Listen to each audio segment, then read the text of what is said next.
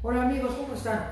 Me da mucho gusto estar aquí nuevamente para transmitir desde las instalaciones de la Universidad Dr. Emilio Cárdenas en la zona norte del Valle de México, en la ciudad de Tlalnepantla.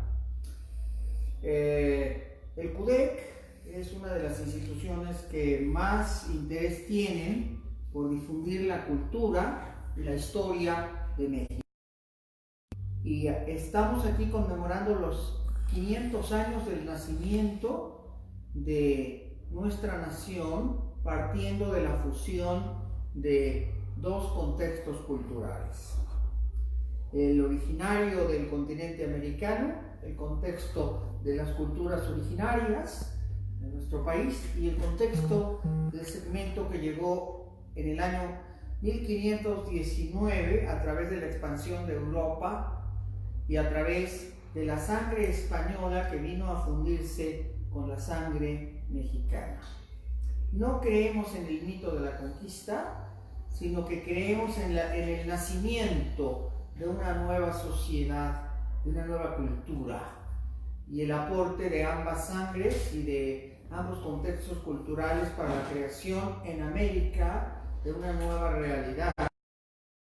Surgió primero como los 300 años de la colonia bajo el gobierno de España, y después a través de las naciones independientes de América Latina, entre ellas por supuesto, y muy importante y significativamente, en México, porque México es una de las primeras sociedades que se iniciaron o desarrollaron o se fundieron con Europa. La conquista comenzó por el septentrión, comenzó por la zona del Caribe, la zona de la Española, es decir, la isla de Santo Domingo, que hoy comparten dos naciones, Dominicana y Haití, y después continuó por el Caribe occidental, a la isla Juana, es decir, la isla de Cuba, puesta este nombre de Isla Juana en honor a Juana la Loca, la gran princesa de España, la hija de Isabel la Católica, para después iniciar el desarrollo a partir de 1511 de la expansión continental y la formación de la América propiamente dicha continental, a través de la conquista del Darién, con Pedro Arias de Ávila, y también la conquista de México a partir de Hernán Cortés. Desde 1517, Hernández de Córdoba y Juan de Grijalva, 17 y el 18, habían hecho expedición. Y en 1519 Hernán Cortés desembarca en Veracruz y comienza la conquista, como se le llama, que en realidad es el proceso de fusión de las dos culturas a través de la relación que se da entre los españoles y los pueblos de Mesoamérica. Vamos a continuar a partir de aquí, charlando de un hecho muy importante. ¿Qué pasó en la segunda quincena de diciembre del año 1519?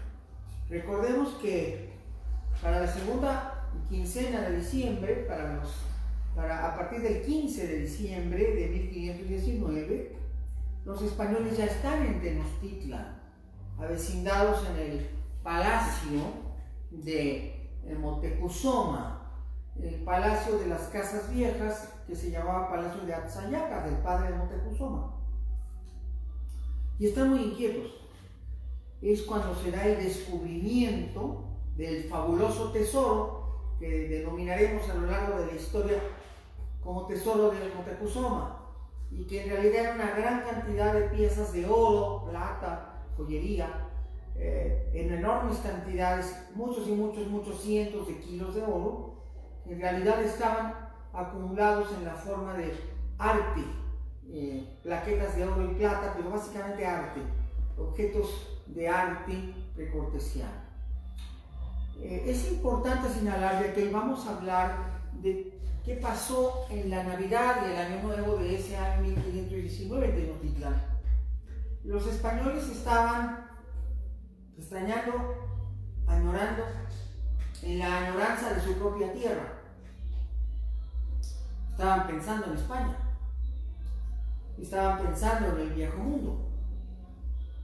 Los españoles están muy frágiles emocionalmente, porque llegó la Navidad,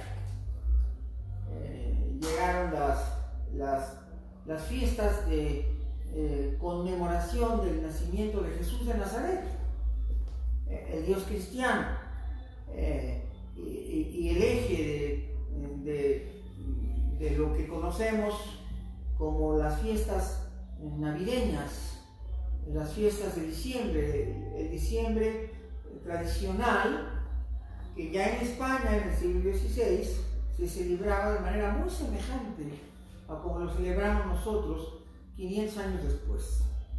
En España el cristianismo había llegado desde el siglo III, había cristianos en gran abundancia, desde el año 250-290, según podemos rastrear la historia en el Imperio Romano. La provincia latina de Hispania, es decir, la provincia que era del Imperio Romano, se había cristianizado.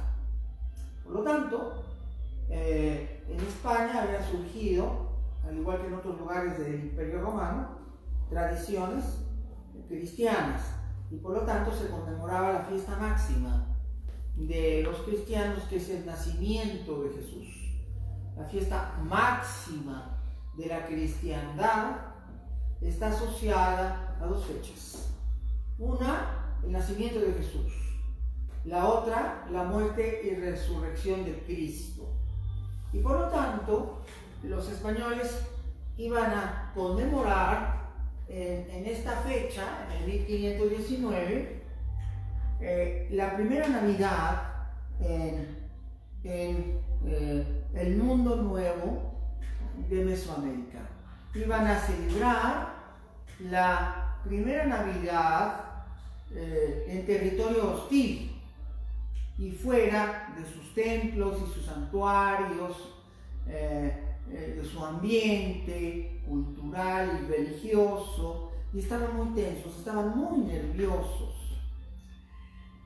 Y por lo tanto, Fray Bartolomé de Olmedo, que era el único religioso que venía como capellán de la expedición cartesiana, pues le dijo al capitán Cortés y le dijo a los soldados, a los capitanes españoles, pues tenemos que celebrar la Navidad y no tenemos un espacio digno donde celebrar la Navidad. Y por lo tanto decidieron que iban a tomar una de las habitaciones del Palacio de Atzayacax y en ella hacer una pequeña iglesia, es decir, una capilla donde poder adorar a Jesús, a la deidad cristiana, católica, a la Virgen. Iban a tener un espacio sagrado, un templo, para ahí ofrecer, de acuerdo a sus creencias, al Dios de los cristianos, el hecho de estar vivos, porque estaban en territorio hostil.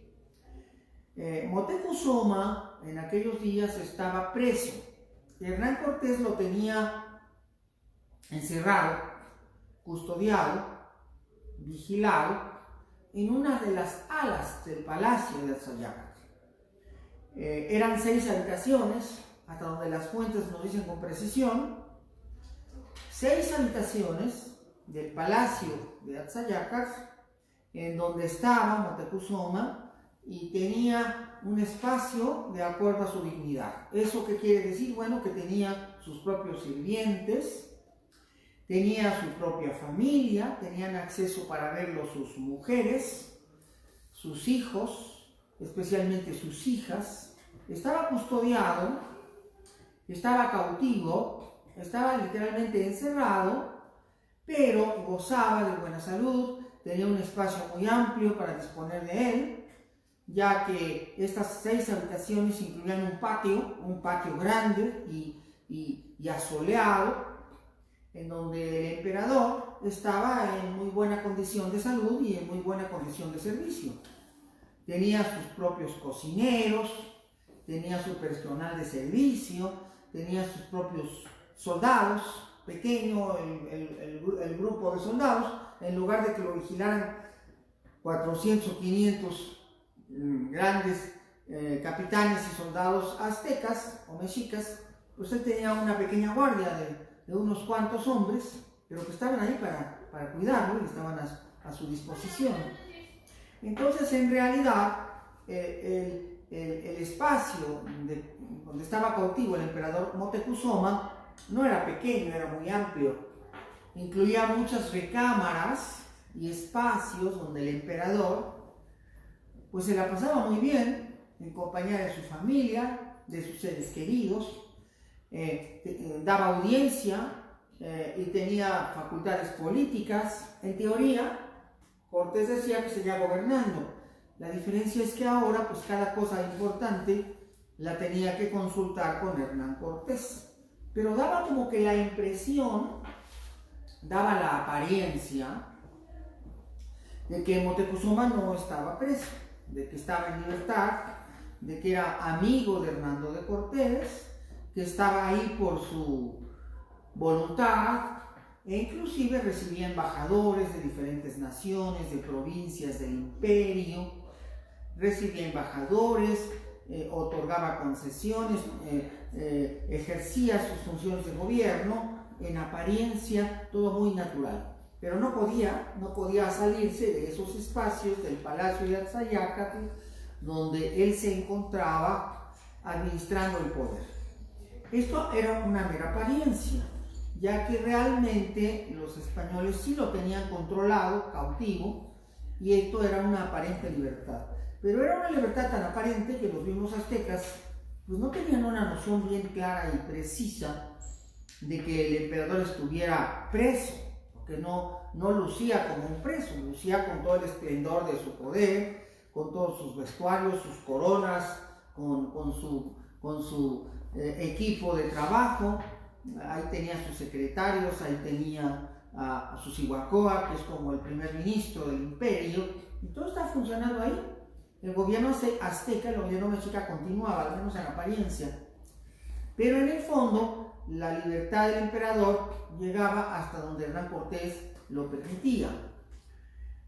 Entrado el mes de diciembre, y ya por el mes, a mediados del mes, el 14, el 15 de diciembre, pues los españoles están muy acongojados de que ya viene la Navidad y la van a pasar ahí, y que siguen teniendo mucho miedo, porque ellos saben que están rodeados de un ejército de 100,000 aztecas, de 100,000 soldados aztecas, y que en cualquier momento los aplastan con una cáscara de nuez. Si no lo hacen es porque el emperador es el que lo impide, es el que está dando instrucciones y órdenes a sus capitanes para que se les respete. Y están muy acongojados, muy angustiados, y Fray Bartolomé Olmedo le dice a Hernán Cortés: hay que festejar la Navidad como debe de ser. Tenemos que acondicionar un espacio del palacio, pues para ahí llevar los oficios religiosos que corresponden a la Navidad, a la Natividad del Señor. Y entonces se improvisa una capilla, se erigen los altares correspondientes. Los españoles han traído una gran parafernalia de objetos de fe, que se cuentan con estatuas de la Virgen, de Jesús, y entonces hacen su capilla. Es interesante decir que justamente cuando están buscando un salón para hacer su capilla, es por esa razón que descubren el tesoro de Moctezuma, porque el tesoro estaba en una de estas habitaciones y ellos andan rastreando en el palacio a ver dónde hacer su capilla, y casualmente es cuando descubren que hay una parte tapiada del palacio y que hay yeso que estaba fresco, que se veía muy nuevo, y entonces escarban y encuentran el tesoro imperial de los aztecas. Por cierto, Cortés ordena que lo vuelvan a tapar para que Moctezuma no se dé cuenta. Le preocupa mucho a Hernán Cortés que Moctezuma se dé cuenta de que ya han encontrado toda esa riqueza. Entonces, aparentemente, ellos no le dicen nada a Moctezuma, y aparentemente no ha pasado nada. Pero ellos saben que esa riqueza está ahí, en su momento irán por ella y la sacarán y la tomarán como parte del botín de guerra, o al menos así lo considera el capitán Hernando de Cortés. Pero mientras todo esto pasa, los españoles están muy acongojados de que ya llega la Navidad y la Nochebuena, y no saben cómo van a hacer para que se celebre el ritual católico como debe de ser. Y entonces Cortés finalmente tomó un gran salón que aparentemente había servido como salón de consejo del imperio en tiempos donde Atzayaca gobernaba desde ese palacio. Y es un salón enorme, por lo que sabemos, por lo menos unos 20 metros de largo y unos 15 de ancho.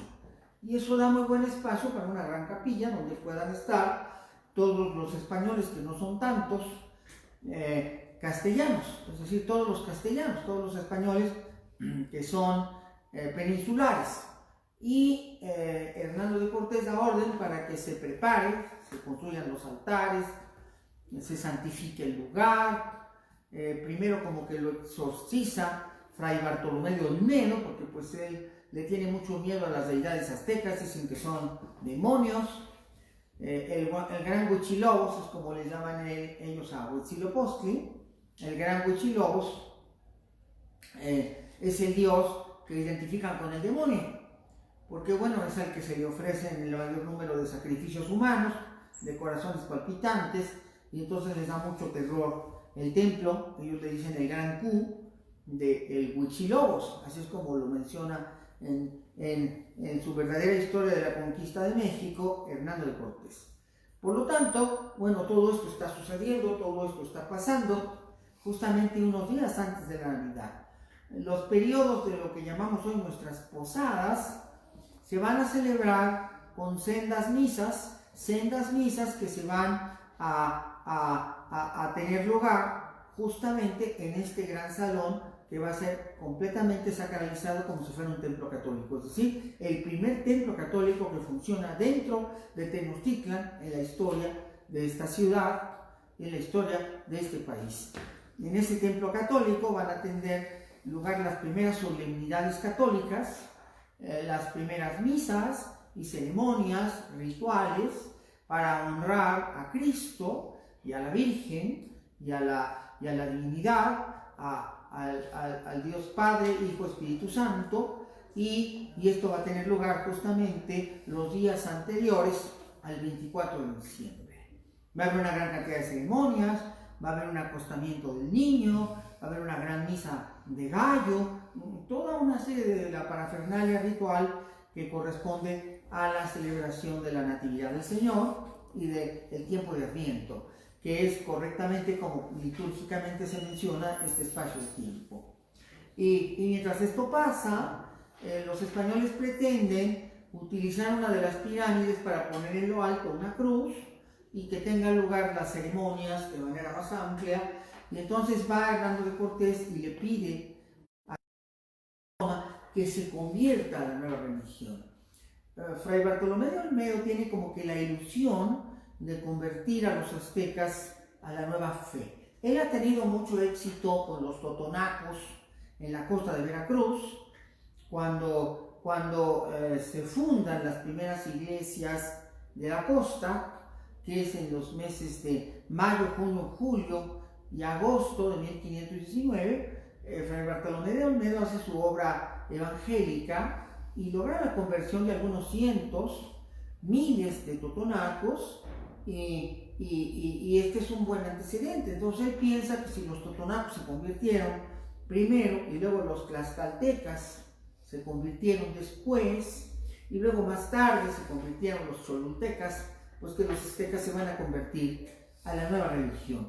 Inclusive ella ha encontrado muchos urtilugios, muchos secretos, y está viendo que hay sincronía de las dos religiones, y le llama mucho la atención el siguiente hecho. Hacia el 20 de diciembre de 1519 le dicen a Bartolomé de Olmedo, le dicen sus informantes indígenas que ha ido conociendo y con los que cohabitan en el palacio de Atzayacax, que los aztecas hacen una gran ceremonia a su dios tutelar. La gran fecha del dios Huichilobos, o sea, del dios Huitzilopochtli, el ave colibrí, aquel por quien se vive, según rezan los cantos de los mexicas, de los himnos religiosos aztecas. Y entonces, por primera vez, Bartolomé de Olmedo pretende unificar las dos religiones.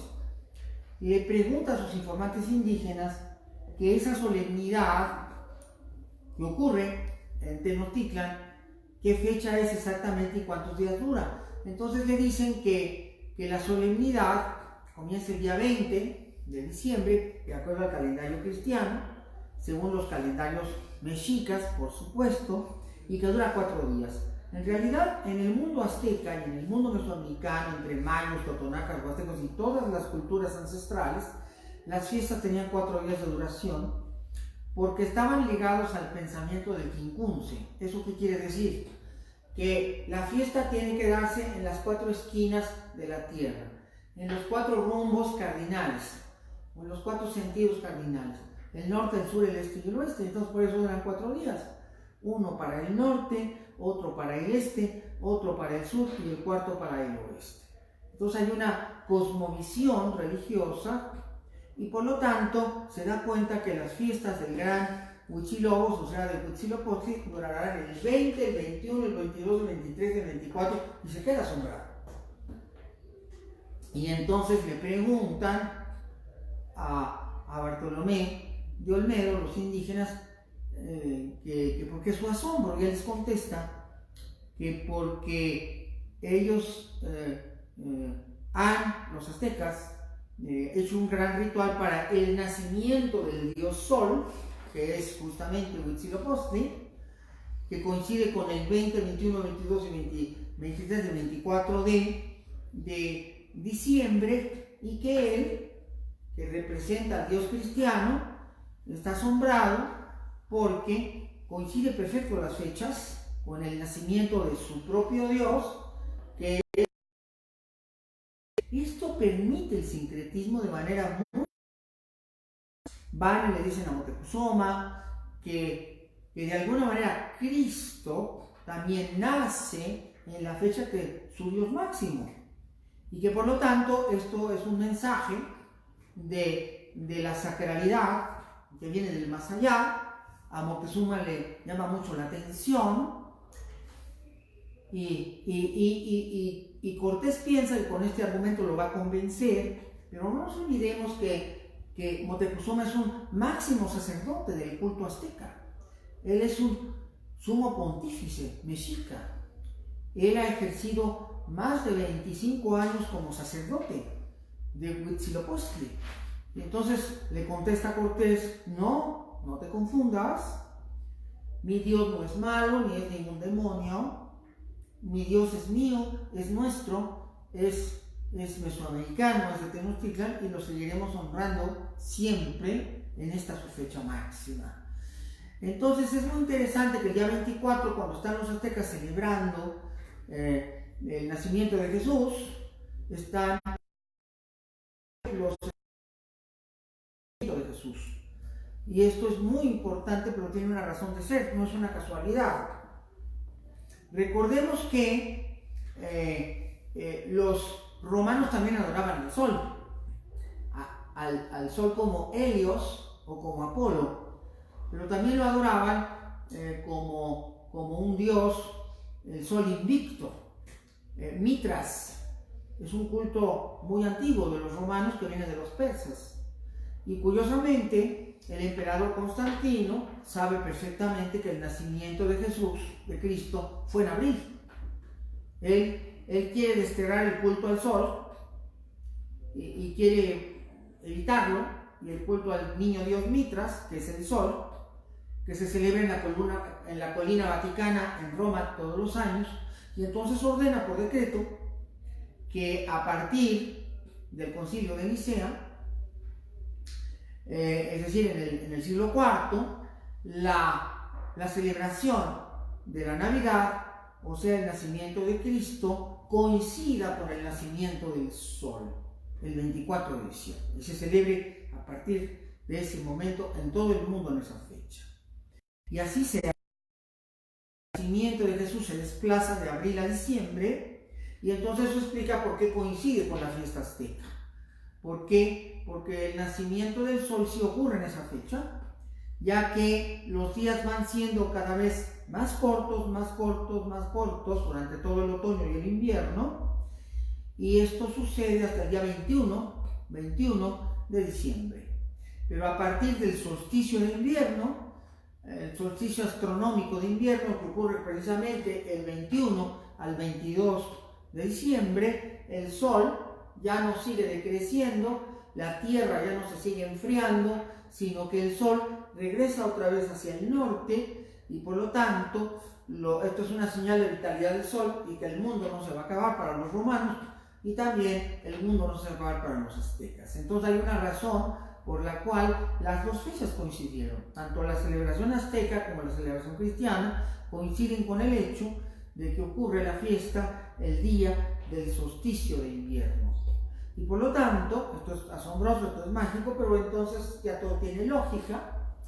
En realidad, Jesucristo es el Sol, es asociado al Sol, y la fiesta cristianizada del Sol Invicto, la fiesta cristianizada del Deus Invictus, como se le llama al Sol, tiene evidentemente una asociación directa con el 24 de diciembre. Y a partir de ese momento y de esta fecha, pues la fiesta va a estar asociada al solsticio de invierno para siempre. Es decir, después del siglo IV no hemos cambiado para nada la fecha del nacimiento de Jesús, aun cuando los estudios históricos han demostrado que la fecha más probable para el nacimiento de Jesús debe ser el mes de abril. Aún así, hemos mantenido la fecha tradicional del nacimiento de Jesús en el mes de diciembre y asociado a la fiesta del solsticio de invierno, y eso nos lo explica. Hay un hecho adicional que pasa muy bonito para Mesoamérica. Cuando Hernán Cortés está celebrando, de acuerdo al ritual cristiano, el nacimiento de Jesús, día de la Navidad, se da cuenta de que los aztecas han llenado la Ciudad de México, o sea, Tenochtitlan, de unas flores exquisitas, unas flores maravillosas, unas flores bellísimas, de color rojo, que tienen en su centro unos botones como de capullo amarillos. Y estas flores maravillosas ordena que le traigan de esas flores para decorar el templo cristiano, la catedral o la capilla que ha edificado en el interior de este salón del Palacio de Atzayapas. Y entonces traen estas flores. ¿Y qué flores se imaginan ustedes que traen los españoles y que toman de Tenochtitlan? Porque todo Tenochtitlan festejaba Huitzilopochtli con estas flores encarnadas de pétalos enormes de color rojo, que en el mundo azteca se llaman las flores de Cuetlazóchitl y que justamente se producen en los meses de invierno. Bueno, ustedes lo adivinaron ya. Se trata obviamente de las flores de Nochebuena o de las flores de Pascua, que son de origen mexicano y que por primera vez sirven para adorar a Cristo a partir de la Navidad de 1519. Hernán Cortés ordena que las flores sean traídas y que se coloquen en los altares cristianos. Lo mismo pasa con el padre Olmedo. Fray Bartolomé de Olmedo hizo su primera misa y utilizan el copal en lugar del incienso porque ya se les acabó el incienso y entonces están usando el incienso mexicano. Y esta primera fecha, esta primera misa ritual de Navidad, el día 25 de diciembre de 1519, es la primera misa criolla en donde los símbolos de la Navidad mexicana se van a convertir en símbolos de la Navidad universal. Es decir, la flor de Pascua, la flor de Nochebuena, se convertirá y es ahora un símbolo de la Navidad en todas las naciones del planeta. Por eso es un dato tan importante y tan interesante que yo quería compartir con ustedes, para que lo sepan, para que lo conozcan, para que lo valoren, para que lo internalicen. Entonces yo creo que no hay cosa más bella que celebrar la Navidad con estas flores tan hermosas que son endémicas de México. Aquí nacieron, aquí se criaron, y ustedes se preguntarán por qué las flores de Nochebuena son símbolo de la Navidad en todo el mundo. Bueno, cuando llega en el siglo XIX el primer embajador de Estados Unidos, que es Poinsett, las descubre, las ve, le encantaron y se las llevó a Nueva York, y allá se popularizaron y se convirtieron en símbolo de la Navidad en los Estados Unidos. Pero como ustedes pueden ver, la primera vez que las flores de Nochebuena o flores de Pascua, en su nombre castellano, o Cuetlazóchitl en su nombre azteca, sirvieron como símbolo de Navidad, pues fue justamente el 25 de diciembre del año 1519. Y este es un dato que debemos saber, es un dato que debemos conservar y un dato que debemos divulgar para que todo el mundo se entere que el símbolo de la Navidad más bello que hay en todo el planeta es producto del mestizaje entre lo mexica y lo español, y ocurrió en el Palacio de Atzayacax en 1519. Amigos, muchas gracias por su atención, me da muchísimo gusto que estén aquí conmigo en el canal de Pepe Cruz, divulguen el conocimiento de nuestra historia, y yo les deseo muy feliz Navidad, muy feliz Año Nuevo. Yo les comenté que iba a tener una cápsula especial por Navidad, que es esta, para que entendamos la importancia que tiene este año 1519 en muchísimos sentidos. Y todavía tengo por ahí más sorpresas que darles. En una cápsula futura les seguiré hablando de otros sincretismos que sucedieron en aquel diciembre de 1519 y que tienen que ver con nuestra Navidad. Y antes de despedirme, bueno, quiero agradecer los saludos de Manuel Padrán. Hola Manuel, feliz Navidad para ti, para tu esposa, para tu niña, y por supuesto lo comparto por este medio. Dice, de regreso ahora puedo disfrutar de sus programas. Qué bueno Manuel, me da mucho gusto que siempre nos acompañes. Y Luna de Mayo dice, buenas noches doctor, lista para escucharlo. Qué hermosa, qué linda tu expresión. Josué de Jesús, ¿cómo estás Josué de Jesús? Te recuerdo muy bien. Dice, doctor, tiene un gran corazón para mí. Usted es como un ángel. ¡Wow! Me siento muy dichoso por estas palabras, Josué. Te mando todo mi cariño, un gran abrazo por estos festejos navideños. Esteban Lezama dice, para mí es un gran deleite tenerlo y aprender de usted, y le mando un abrazo. Gracias. Yo también te mando un gran abrazo, Esteban. Dice Lilia, buenas noches, doctor Cruz. Gracias por el programa de hoy. Y para ti, Lilia, un gran cariño para ti. Francisco Jalón dice, buenas noches doctor, buenas noches don Francisco, me da mucho gusto que usted nos esté escuchando, le mando un abrazo también con todo mi cariño. Y dice Sofía Sansis, doctor, la historia narrada por usted es viajar en el tiempo y me encanta escucharlo, le mando un abrazo.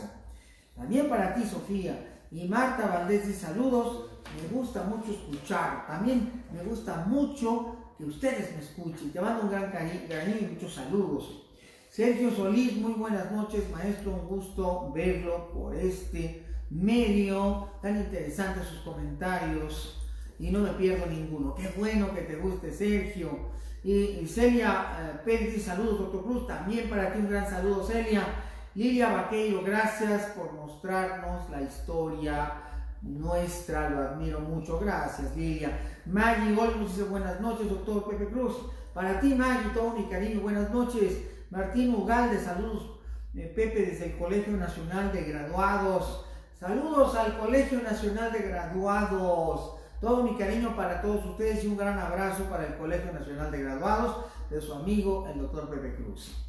Y también a Carlitos, un saludo para Carlitos Toledo, le mando un enorme saludo y un gran cariño, su director. Dice Irene Díaz, saludos, yo también les mando muchos saludos, y también a Irene, por supuesto. Claudia del Reyes, saludos doctor, me alegra mucho mirarlo, me alegra mucho que esté aquí y verlo en este momento. Amigos, muchas gracias, felices fiestas, feliz Guadalupe Reyes, gracias por sus corazoncitos rojos, gracias por sus deditos azules, gracias por sus caritas amarillas, gracias por todo el cariño que nos muestran y que tengan una muy feliz Navidad, unas fiestas de fin de año glamorosas, maravillosas, pero sobre todo muy cordiales y en familia, para que disfruten del cariño de los seres que más amamos y que son nuestras propias familias. Y un saludo a todo México y al mundo, donde me estén ustedes escuchando y viendo, porque esta es una fecha importante para todos los católicos, para todos los cristianos, para todos los seres humanos de buen corazón. Es una fecha maravillosa. Entender el significado de la Navidad y su sentido de desarrollo humano. Amigos, muchas gracias, los quiero mucho. Gracias. Si puedo, es fácil y lo vamos a lograr.